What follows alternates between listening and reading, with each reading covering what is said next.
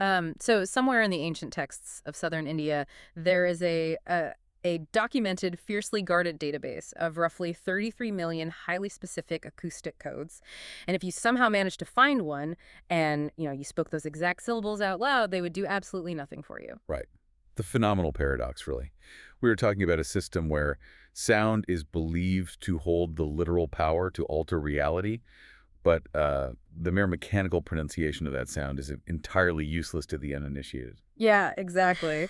Welcome to today's deep dive. We are taking the word mantra, peeling it off that neon Post-it note stuck to your bathroom mirror, and just completely redefining it. Because today we are treating mantras not as those, cute Monday morning affirmations like I am a magnet for positive energy. We're looking at it as a hardcore, intensely rigorous, and deeply esoteric science. And our guide for this journey is this really fascinating video presentation by Osman. He's a master-level energy healer specializing in critical care recovery and an advanced yoga and meditation teacher. Yeah, what's fascinating here is that Osman lays out the traditional, almost architectural framework of mystical mantra science. And it is a massive paradigm shift. Oh, totally. He suggests that from this traditional perspective, these 33 million mantras, many of which are kept fiercely secret or just lost to time, they function more like complex physics equations than personal mottos. Right, and I have to admit, I came into Osman's material with my skeptical hat pulled down so tight it was like giving me a headache. That's completely fair. I mean, whenever you hear about mystical powers or energy healing or manifesting, it is incredibly easy for the modern rational mind to just check out entirely.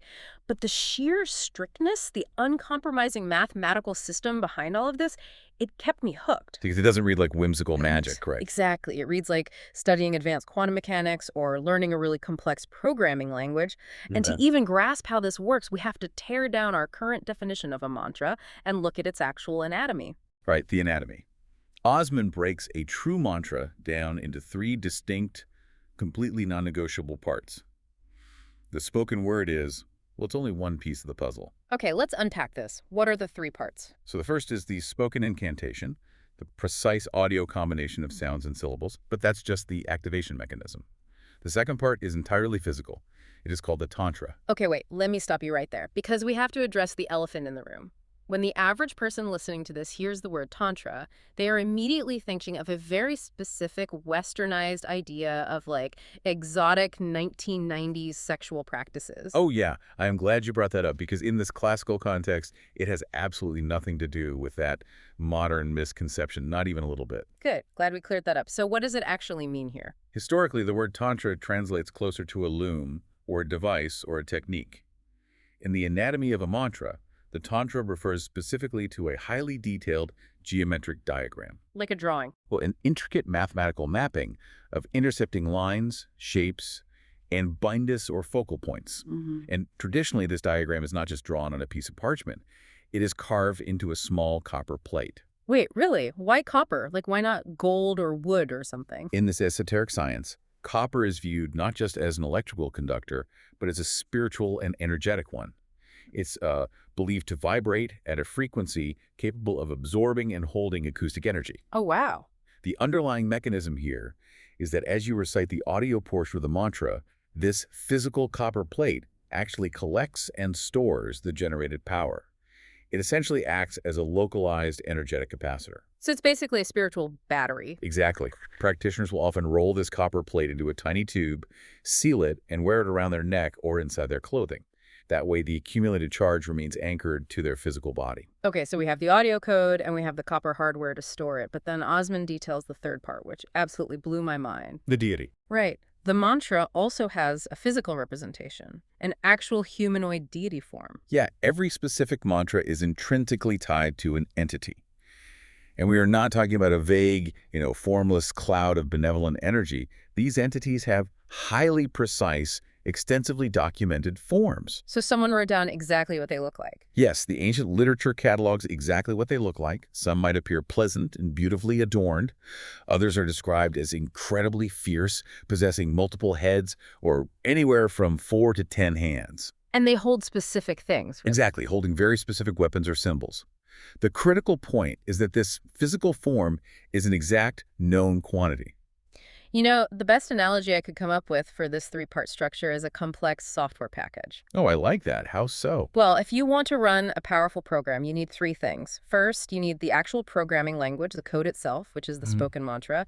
Second, you need the physical hardware capable of holding and processing that code, which is your copper plate tantra. And third, you need the user interface, the visual avatar you actually interact with, which is the deity. But the part I keep tripping over is how anyone, centuries ago, discovered the exact shape of a sound. I mean, how do you even test that? It points to a level of internal exploration and empirical observation that is just really difficult for modern minds to fathom.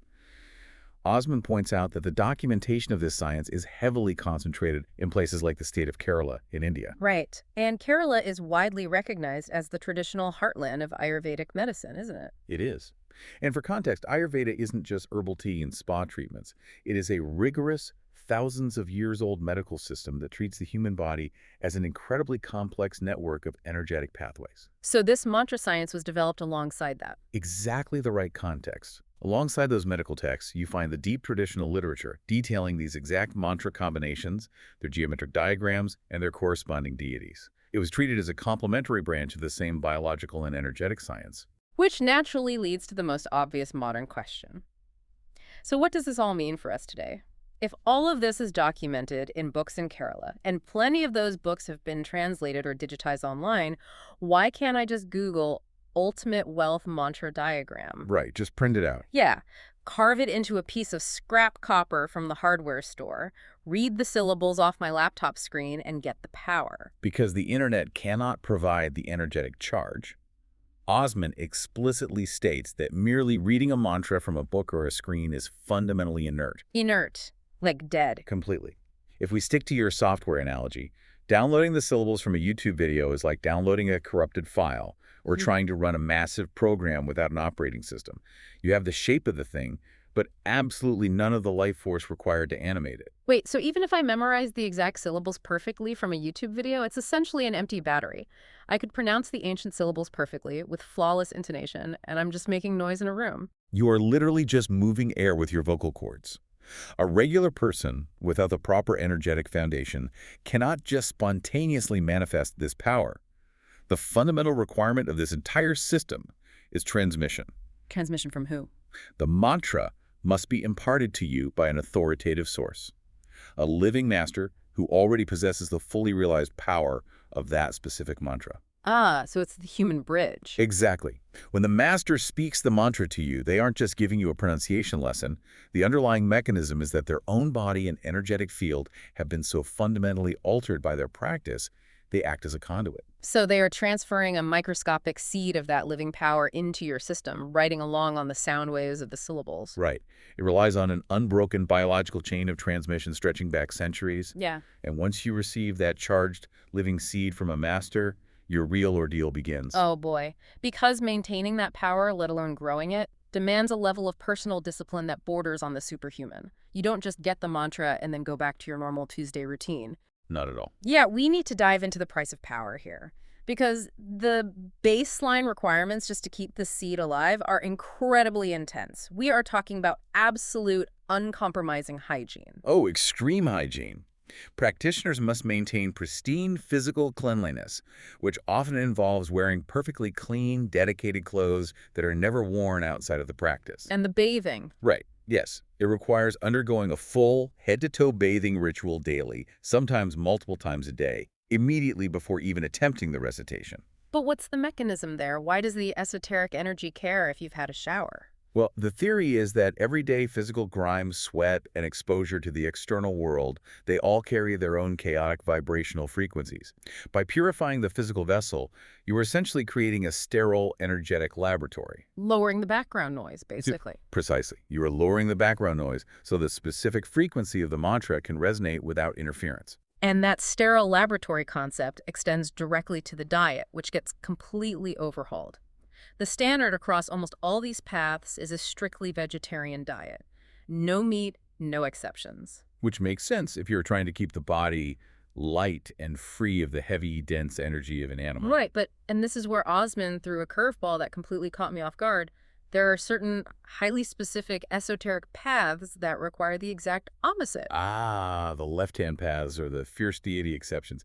Yes, Osman notes that for certain specific mantras, the practitioner is permitted or even strictly required to consume meat. But there's a massive caveat, right? Yes, the meat must be ritually sacrificed to that specific deity. And even more surprisingly, some of these intense paths involve the offering and consumption of alcohol. Okay, hold on. I am calling a timeout here. I'm a bit skeptical here getting spiritual power from a drink. I can follow the logic of strict hygiene and vegetarianism, but an esoteric path that requires you to drink alcohol. Yeah, how it sounds. It sounds incredibly convenient. It sounds like a fantastic loophole for a monk who doesn't want to give up his Friday night buzz. I understand the skepticism. I really do. But if we connect this to the bigger picture, we have to examine the strict mechanics of the ritual to see why it isn't a loophole at all. The source material is adamant that this is never about indulgence. Okay, so what is it about? When alcohol or meat is used in these specific esoteric paths, it must first be offered to the deity through a highly complex ritual. So how does the ritual change a glass of liquor? Through the offering, the substance is believed to fundamentally change in its energetic nature. The practitioner is not drinking it to feel intoxicated. In fact, becoming intoxicated would likely break the discipline entirely. Oh, so they can't actually get drunk. No, the substance conceptually and vibrationally ceases to be normal alcohol. Consuming it then becomes a somber, highly regimented method of receiving the fierce deity's blessing into the physical body. It actively advances the practitioner's power rather than acting like a normal drink. It is a sobering, dangerous ritual act, heavily regulated by the master. Okay, I see the distinction. It's treating the human digestive tract as part of the energetic laboratory, where every single input is meticulously controlled to produce a volatile chemical reaction. That's a great way to put it. And that obsessive precision carries right over into the actual physical practice of reciting the mantra, because the daily head-to-toe baths and the ritual diets, that is just to get you to the starting line. The recitation itself is governed by a staggering, almost punitive mathematical system. It is entirely numbers-driven, and there's absolutely no room for approximation. Let's walk through the math, because it's intense. It starts with the rosary, or the mala. A standard ideal set of repetitions in this science is supposed to be 1008. But traditional rosaries have exactly 108 beads. So, to hit their goal, practitioners do 10 full rounds of the 108 beads, which brings them to 1080. That number 1080 becomes the foundational, non-negotiable daily unit. And this is where it gets really strict. If your rule is to do one set of 1080 every day, you must complete it. If you miss a single day, just one, whether you are sick, traveling, or just exhausted, the penalty is absolute. You lose everything. You lose all the energetic progress you've accumulated over the past weeks or months, and you drop straight back to zero. The energetic seed effectively dies, and you have to start all over again. I mean, I want you, the listener, to really internalize what that feels like. Imagine the physical toll. Your knees are screaming from sitting on the floor, your throat is raw, your mind is desperately trying to pull you away to think about your emails or what's for dinner, but you have to push through 1080 flawless repetitions. It is a brutal mental marathon. It really is. But there is a safety net built into this math, the 10,000 mark. Ah, yes. When a practitioner reaches 10,000 repetitions, which essentially means completing your daily 1080 for 10 consecutive days without failing a single day, the power of the mantra locks into your system. I was absolutely fascinated by this concept of the lock. It is literally a biological save point in a notoriously difficult video game. You grind for 10 days, fighting through the fatigue, and once you hit that 10,000 mark, the game saves. You can finally take a breather. Yeah, you can take a break for a few days and your progress won't be wiped out. But what is the actual physiological or energetic mechanism behind that save point? Why 10,000? Think of it in terms of neuroplasticity or carving a riverbed. Mm-hmm. For the first 9 days, you are just digging a shallow trench. If you stop watering it, the dirt collapses back in and the trench disappears overnight. But on day 10... At that 10,000 repetition threshold, the trench becomes deep enough or the energetic current strong enough that it becomes a permanent feature of your internal landscape. The pathway is fully carved. And from those 10,000 rep save points, practitioners build towards the truly massive milestones, the 100,000 repetition marks. Right, the major level ups. Every time you cross a 100,000 repetition threshold, you are conferred a new incremental power up. Though intriguingly, Osman mentions that even the traditional books don't always specify exactly what that new power will be. It is a progressive, experiential unfolding unique to the practitioner. But let's look at the sheer logistics of 100,000 repetitions. If you have a complex mantra, just doing 1,000 reps might take you an hour. Doing 100,000 would take 100 hours of continuous speaking. It's mathematically impossible to do that quickly. Well, normally, yes. Yet advanced practitioners actually strive to do 100,000 reps in a single day. Here's where it gets really interesting. How do they do that? Which brings us to one of the most astonishing physiological claims in Osman's presentation, the mystical gift of speed. To achieve these massive numbers, practitioners eventually push past normal human physical limits. They reach a state where they can recite a long, 108-syllable mantra in a matter of seconds. Seconds. To anyone standing next to them in the room, it just sounds like a bizarre blur of humming noise, doesn't it? A physical impossibility for the human tongue. It sounds like an insect buzzing. Eek. But internally, mechanically, it is completely flawless. The friction between thought and speech is entirely eliminated. I was trying to conceptualize this, and the closest modern equivalent I could think of is when you listen to an audiobook or a deep dive at like 3 or 4 times normal speed. Oh, that's a perfect analogy. At first, it just sounds like chipmunks babbling. But then your brain miraculously adjusts, the friction drops away, and you find yourself processing every single word perfectly, just at an incredibly accelerated rate. These practitioners are doing that, but with their own vocal cords and their own cognitive output. Their mind is operating at such a hyper-accelerated frequency that every single syllable, every intricate nuance of the mantra is pronounced and intended perfectly in a split second. It represents absolute total mastery of the mind-body connection. The cognitive bandwidth required to execute that is staggering. So we have the daily purification baths, the copper plate capacitors, the grueling 100,000 repetition grinds, the mind-bending speed recitation. Why put your body and your sanity through this gauntlet? Where does it all lead? It leads to what the ancient texts call the maturation of the mantra. This is the ultimate goal. And maturation means coming face to face with the specific deity of the mantra. But to be clear, this isn't a physical manifestation that is suddenly sitting on the couch next to you. Like if I walked into the room, I wouldn't see it, right? No, Osman is very specific on this point. You would not see anything. The practitioners perceiving this entity through their third eye, their inner vision, or as some esoteric traditions describe it, seeing directly through the heart center. Okay, got it. It is a profoundly real, hyper-lucid, face-to-face encounter, but it occurs entirely on a different perceptual frequency. And the results of this encounter vary wildly depending on the software you've been running. If you spent years maturing a wealth mantra, the deity doesn't just hand you a bag of gold coins or a winning lottery ticket. Right. Magic in this system does not just make physical objects materialize out of thin air. Instead, meeting the deity fundamentally alters your internal architecture. It grants you a higher dispensation, a profound personal magnetism and intuition that makes the acquisition of wealth much, much easier for you to navigate and secure in the physical world. It gives you the power to acquire it.